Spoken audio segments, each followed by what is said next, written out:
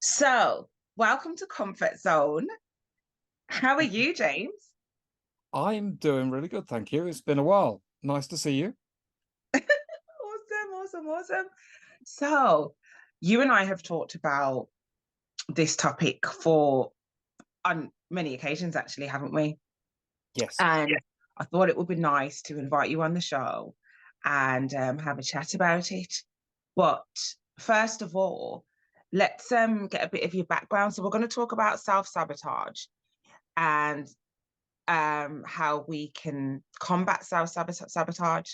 Hmm. So let's get a bit of your background. What what do you do? You know. Yeah, for sure.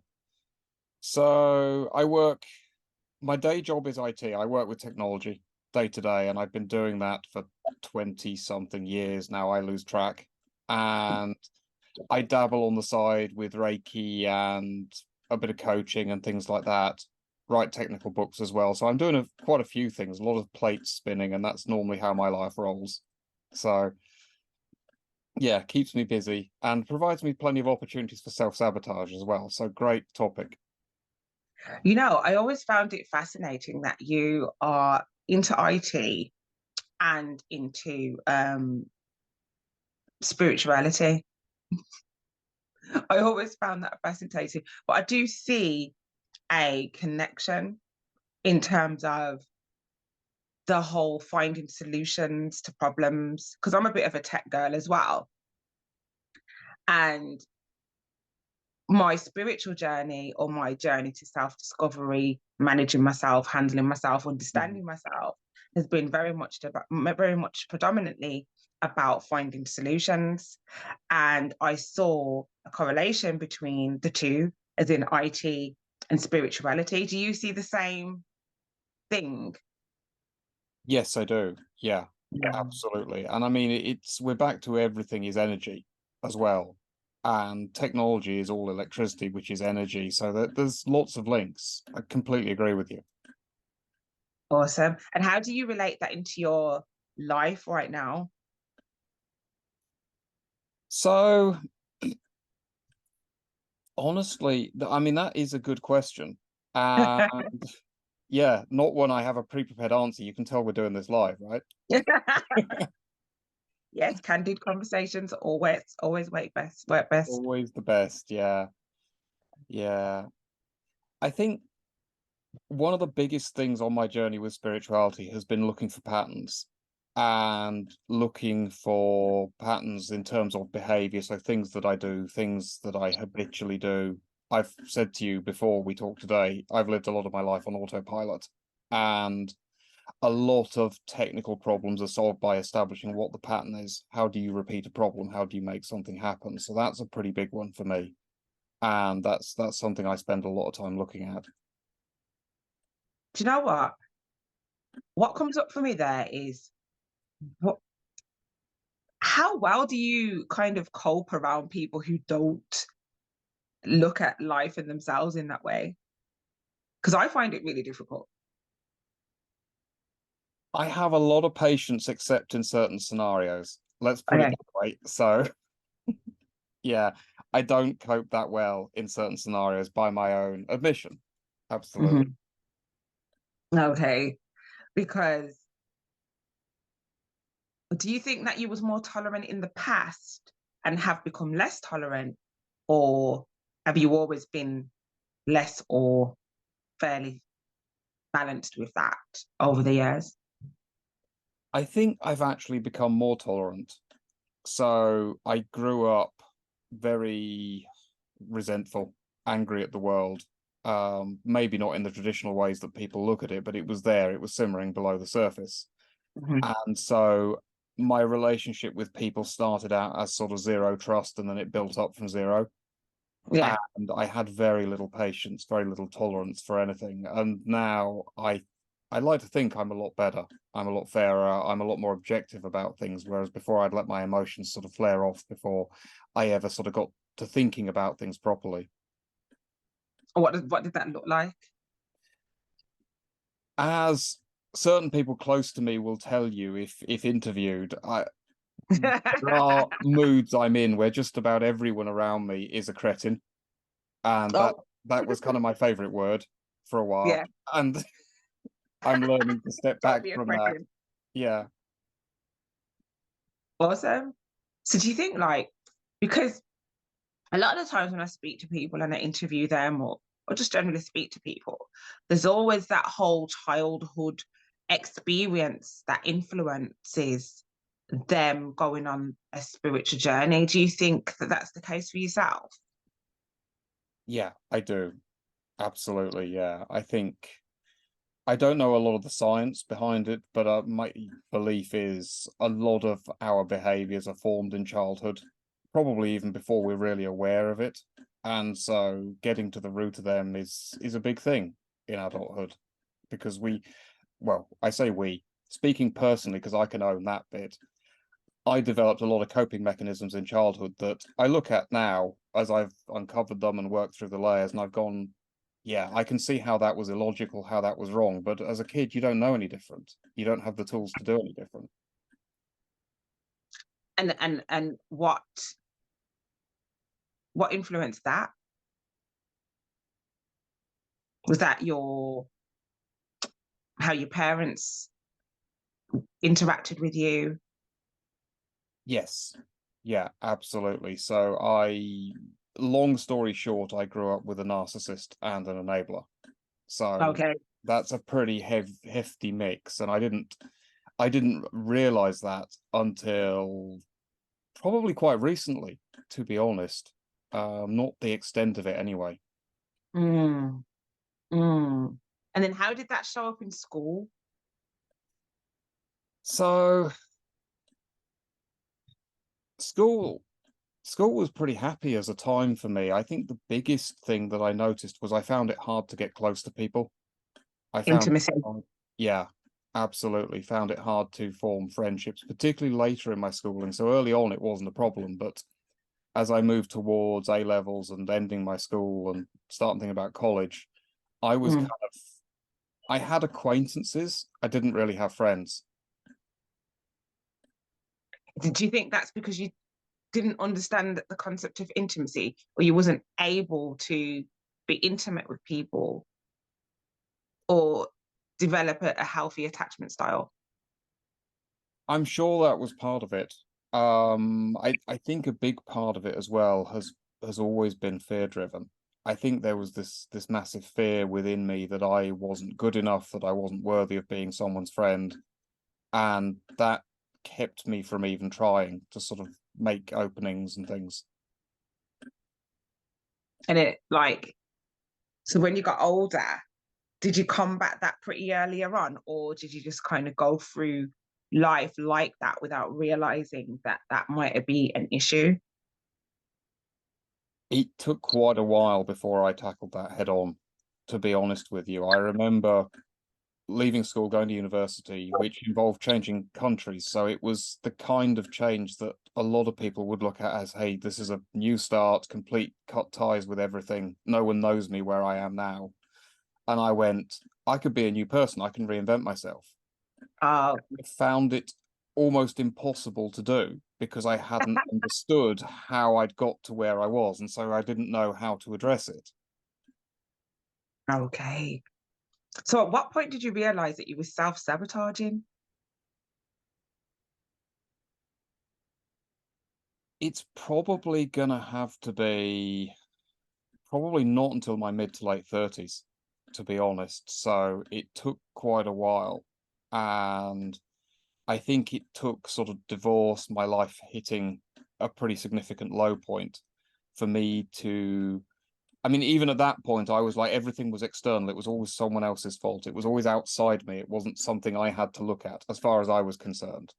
Yeah, And then patterns, scarily familiar patterns, showed their faces, and I was like, "There's something more going on here." yeah. I got rid of what I perceived to be the problem, and yet it's still showing up in my life. So there's got to be something else here that I have not seen, refused to look at, whatever the right wording is. So let's go back a bit. You know, when Mm. you created this new person, would you say that you created a new saboteur? Or was that the start of you finding your authentic self? I think it was the start of me finding my authentic self. I just think I really didn't know what I was doing, and I didn't appreciate how many wounds I was carrying around. So I didn't really, I was like, hey, I'm okay. I can do this. Everything's all right. And I didn't realize how many behaviors I'd adopted as coping strategies. So that was the bit that made it hard. So, which is funny because some people create whole new characters rather than go on the journey to authenticity. So Mm. that's interesting. And that's nice to know, actually. What was your goal? Was it just to find out who you were? Or was there a relationship involved or a goal, an ambitious goal that was the drive? What was the drive? I think the biggest goal was being lonely, to be honest. And that's not even specifically in terms of a relationship or anything. It was just actually struggling to really interface with people, to make introductions, to build friendships. And that was just across the board. That's interesting because I remember some time ago I was looking at loneliness myself, Mm-hmm. and I was just exploring the word loneliness. And then what I realized is that because I had so many people around me, I thought I can't be lonely in terms of the scarcity of people or the lack of people. And I realized what it was is I didn't have enough quality relationships in my life, because I think a lot of the time people relate loneliness to being singular, being on your own, Mm-hmm. not necessarily interacting. And for those people who don't do that, yes, that's a lonely disposition. However, regardless whether you've got people around you or not, the concept of loneliness really comes from the lack of quality relationships, because the people who have got lots of people in their life still don't necessarily interact in a quality way with those people, which makes them feel lonely. And the people who don't interact with anyone at all or hardly anyone at all, you're still not interacting with quality relationships. So to me, that then brought me to the conclusion that loneliness is more about quality relationships than actually being on one's own. Yeah, I would completely agree with that. I found myself in situations where I'm not alone in the physical sense. So I have friends, or supposedly friends, around me, and yet I feel alone. And that comes from very simple things like not being able to speak my truth, not being able to just be Mm. me. And I know in my case, some of that has come from not even knowing who I am. So that, that whole thing about finding out who I am that you touched on, that's absolutely key in this, I think. Speaking your truth, did you fear? Was it speaking your truth that you actually feared? I feared, yes, I feared that. And I think that for a long time I hid from my truth as well. I was always afraid to speak up, to be me. I tried for a long time to sort of mold myself to what I thought other people wanted me to be. Mm. I thought that was the solution to making friends, forging relationships, that kind of thing. Because it's like, well, hey, if I be what they want, which was a coping strategy I developed in childhood around my Yes. father to avoid his temper. Mhm. And it's not to say that I've been around angry friends, but I didn't realize I was using the same mechanism to try and build friendships. And of course I built these friendships that would only go so far, or would run out of steam, or where we couldn't really talk on the right level. And I had no idea about that for years. That's something that probably, we're talking the last 5, 10 years, I've really started to get to grips with. How awesome. So really, you were sabotaging yourself by not being yourself Yeah, or trying to avoid being yourself. yeah, yeah. I would have told anyone that I wouldn't probably have told anyone. Let me revise that statement.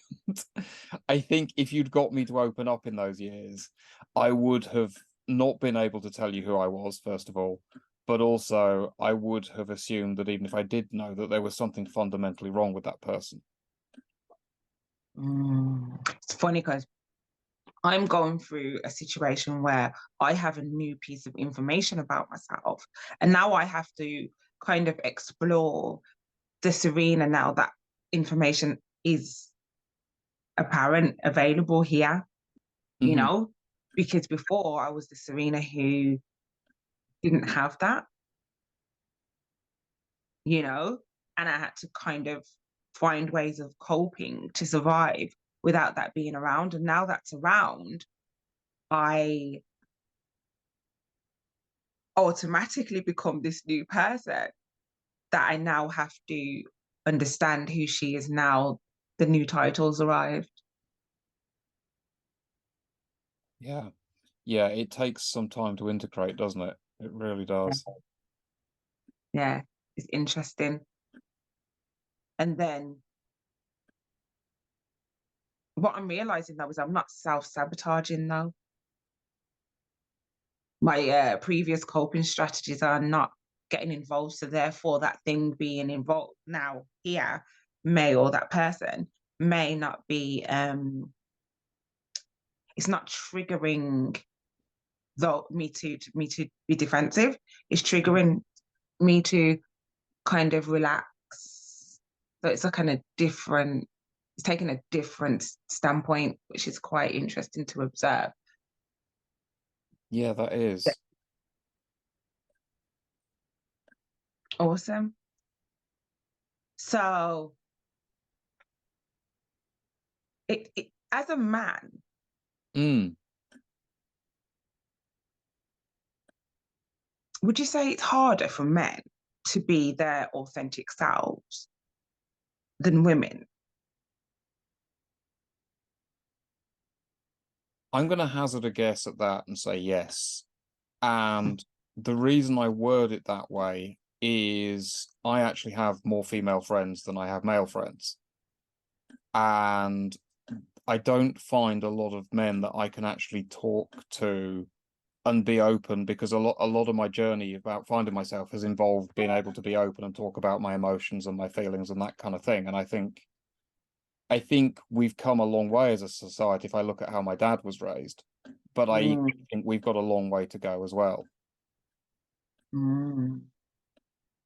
How do you think it would have helped if men were more engaged in, such topics? I think I think if nothing else, we'd find out that actually more of us were struggling than we first Okay, thought. true. Because I think even before things like Instagram came along, it was very easy to look at someone's life from the outside and go, yeah, they've got it all sewn up. And Yeah. only I know the contents of my head. So I think they've got it sorted, but I'm struggling. So, but actually, people might have looked at me from the outside and go, yeah, he's got a good job. He's got a car, he's got all these benchmarks that we say in society. This makes you successful. But that doesn't say anything about whether you are putting yourself through any sort of torment in your head or not. Mm. Which is interesting because sometimes I think, should men just feel comfortable with accessing that side of themselves from the women in their life? Like, are they actually supposed to? Are you guys actually supposed to um, get support from each other with that topic, or is it a space for men to explore with females? Because sometimes I think, even as a female myself, there's certain things that I can only kind of learn from a man, which I would want to be able to learn from women, but at the same time, would I even interact with men if I wasn't forced to explore certain journeys with men? It's an interesting point. I think everyone brings a unique perspective. and it's important to respect that, to go exploring that, because otherwise, if you stay within a certain cross section of society, regardless of how you divide, I think you're always going to see that point of view, and you won't see any wider. Mm, absolutely. So, for those who are in tech and enjoying this conversation, Yeah. where would they find your book? What's it called, actually? So it's on Amazon. I've got an author page on Amazon, and I have one of the world's common names, so there's quite a few James Freemans around in the world, which makes it, I hide in anonymity because there's lots of me around. But if you go looking for a book called Mastering Ansible, that's the most recent one that's been published. That's up on Amazon. Mastering what? Sorry. Ansible. And what does that mean? That is it's an automation technology. Okay. It's a product name that someone came up with. And I don't actually know where it came up with, to be honest, where it came from. So, would you encourage more men to get involved in Reiki and such topics? Definitely. Yeah, definitely. Short answer. Yeah, I think longer answer, it's stepping outside of the bounds of what is considered normal is really, really cool, you know, and I think it teaches us so much about new ways to look at the world and approach the world, and it puts us in touch with a different perspective. I think, you know, I've met a lot of techies who are very cynical about this kind of thing, and it's something even now. I'll talk openly about it if it feels welcome, but I know that there's a lot of people that I wouldn't be able to talk to about this. But would I Mm. encourage people, to your question? Yeah, absolutely. Mm. And that's interesting that your tech influence relates to being a problem solver, which therefore led you to solving problems of behavior, um, mentality, well-being. But your colleagues haven't seen tech in that way. You know, it would be interesting to know how they haven't expanded their want and need to solve problems, because ultimately, I guess that's what tech's about. Yeah, yeah, and tech as well. There is kind of a divide because there's so much to technology. It's so complex now, Mm. and it's getting more so every year. And no one person can know everything or do everything. But I think my personal feeling of what gets lost sometimes is, regardless of how cool a technology is or whether it's shiny or whatever it is that people are thinking, yeah, this is really cool. At the end of the day, it was only created because a human being is going to use it or get advantage from it somehow. It's supposed to help somehow. And I think that gets lost. And I've worked for companies with, you know, with groups of techies, and wonderful people, you know, so I'm not meaning to speak ill of anyone at all, but Mhm. we never knew how to sell anything because the problem was we were like, look, it's got a flashing light, it's awesome, paraphrasing, Mhm. you know, Yeah. and we couldn't explain why a human being would actually want it and find an advantage in it, but we could tell you it was cool for technical reasons, and that's like, yeah, that's kind of missing the point to me. Okay. So it's really important to bring that human element back into it. How do you think AI is going to influence spirituality and people on their spiritual journey? Have you ever thought about that? I haven't, to be Or tech? honest. I'm kind of hoovering up what information I can get at the moment on AI, and I'm hoping, if people, it's like anything in life, you got to ask the right question to get the right answer. And I'm hoping that if people ask AI open-ended questions, thinking of tools like the, you know, Chat GPT, where you type some sort of dialogue and it comes back to you with a human dialogue or a human-esque dialogue, that it would actually suggest to people, hey, have you thought of this? Have you tried combining this with this? So Mm, maybe it'll spark new ideas that people haven't seen yet. But like all technology, it's only going to be as good as in the case of AI, the model it's trained with. So it's only going to be as good as what humans put into it in the first place. absolutely. So, what's in the future for your journey? Where are you at? Where are you going? It's a good question. I'm trying to figure that one out at the moment, to be honest. So Okay, and that's a place to be in. Sometimes you just have to be stagnant and there and just chill. yeah, yeah. I mean, the job I'm doing right now is customer facing, so everything I do is all about people, even though it's a technical role. And so that makes me Mm, happy because I've got that side of it. Um, Beyond that, I don't know where this is going yet. I've been doing a lot of work on healing me the last year, and I think it makes sense to complete that before I make any real decisions on career direction. Don't you think sometimes that your healing journey takes you to that external place that you wonder about? And therefore, we don't need to kind of catastrophize the need to be somewhere physically. Yeah, yeah, that's true. That is very true. I mean, it's interesting that because I mean, you know me from before this conversation, and we don't believe in coincidences. And this is the first of two podcast recordings I've got this week. And it's Oh, like, where did that come from?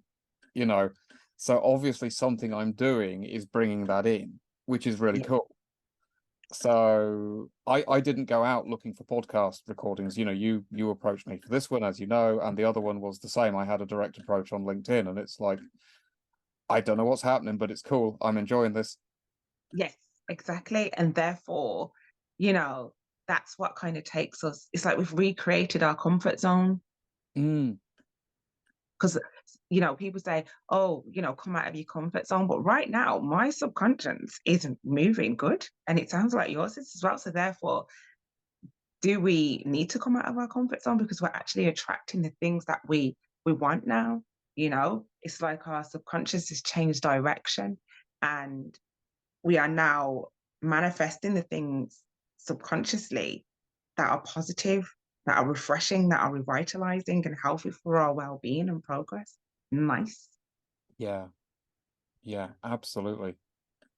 So we're no longer in our discomfort zone, and maybe we're in our comfort zone. I think it's amazing how we can bring stuff in and how as we become ourselves, as we understand who we are, we just understand what makes us happy more. And put more of that in. Yeah, absolutely. You know what, James? It's been so awesome talking with you today. I hope we can talk again. I'd love that. Yeah, that would be awesome. Thank you for having me on. Yeah. So thank you everybody for watching. Don't forget to like, subscribe, and share. James's contact details will be in the description bar. And yeah, this wouldn't be able to happen without you guys. So please interact. And we're here to support you guys. So thank you very much for joining us today on the Comfort Zone. Sereena Elnor, your host. Thank you very much. Are you going to press stop?